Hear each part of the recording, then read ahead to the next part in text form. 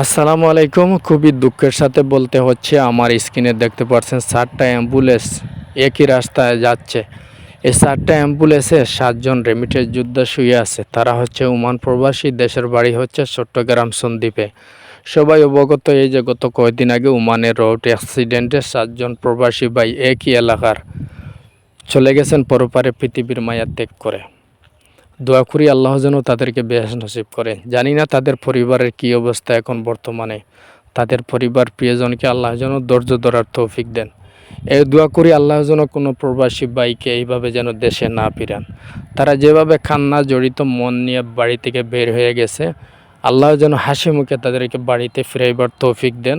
এইভাবে যেন বাক্সবন্দি হয়ে কোনো প্রবাসী ভাইকে আল্লাহ যেন দেশে না ফিরান। দেখেন, একই মাঠে 7টা অ্যাম্বুলেন্স একই সাথে জড়িত হয়েছে, তাদের জানাজা একই সাথে হবে। দোয়া করবেন এবং তাদেরকে আল্লাহ যেন বেহেশত নসিব করেন, বিশেষ করে দোয়া করবেন।